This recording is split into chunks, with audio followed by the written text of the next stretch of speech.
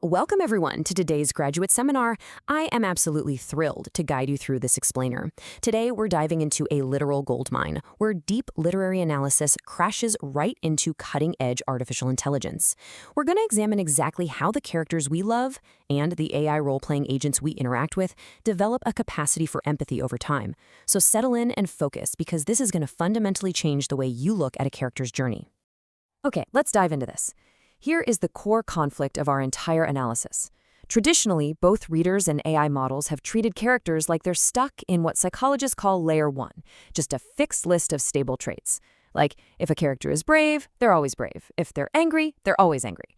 But a truly complex character doesn't just have a fixed persona, right? They experience layer two, which is all about evolving psychological phases. We're looking at the massive difference between a static snapshot of a personality and a living, changing psychological journey.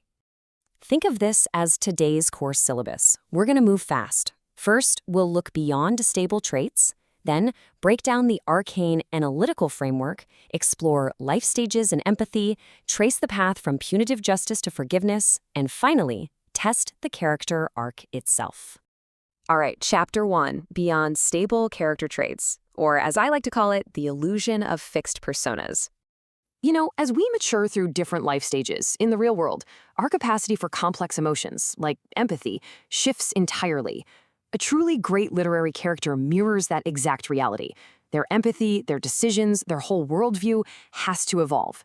So if an AI agent is role-playing a character and doesn't adjust its responses based on where that character is in their psychological journey, well, it's not really role-playing. It's just reciting facts like a glorified encyclopedia.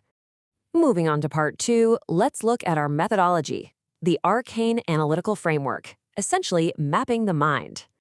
Now, what's really interesting about this slide is how the arcane pipeline actually processes a novel. It uses two completely independent streams. You've got the event stream extracting these psychologically massive, high-impact moments, while the state stream evaluates the character's internal psychological profile across chapters.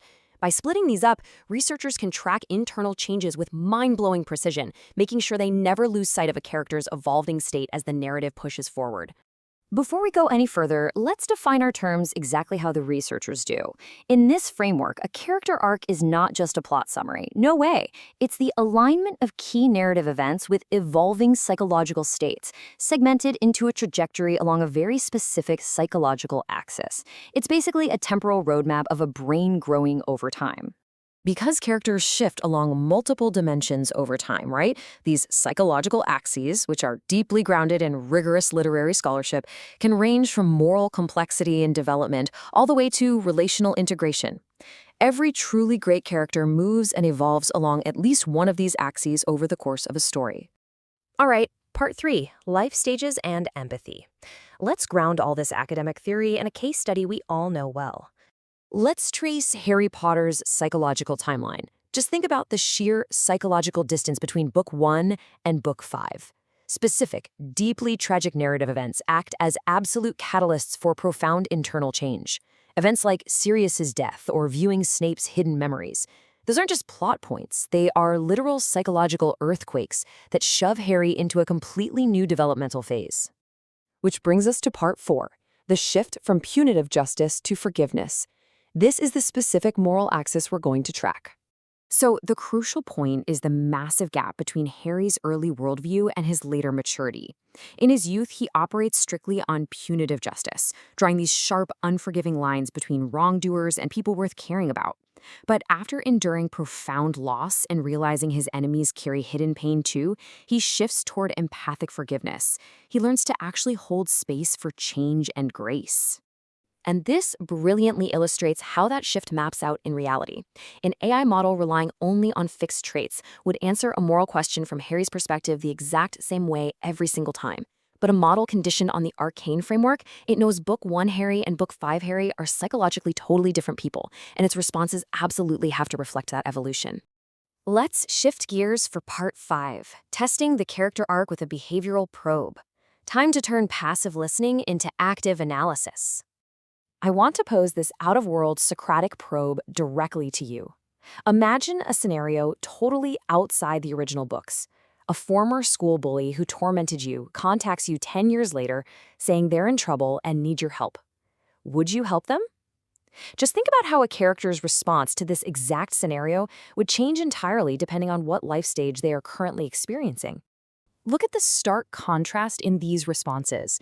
In phase 1, the character is locked into punitive justice. No, I wouldn't help. They brought it on themselves. But flash forward to phase 110, and the response is dripping with empathy. Yes, I'd help. People can change. The genius of an out-of-world probe is that the AI can't just scrape the book for the answer. It literally has to understand the character's current psychological state to generate the correct, era-appropriate response. To sum up the core teachings of today's seminar, effectively modeling complex characters, whether we're writing literary analysis or programming artificial intelligence, requires way more than just factual recall. We have to track temporal, behavioral shifts, we have to adapt to out-of-world scenarios the source text never even touched, and we absolutely must recognize evolved empathy. Conditioning an AI on the full character arc tops traditional persona prompting every single time. As we wrap up today's session, I want to leave you with a Socratic question to chew on long after you leave this class. Look at the characters we analyze and the conversational AI agents we're building. Are they truly growing, living, and breathing along a dynamic trajectory? Or are they just reciting a static list of fixed traits? Thank you for your time and focus today, class. Keep questioning the narrative.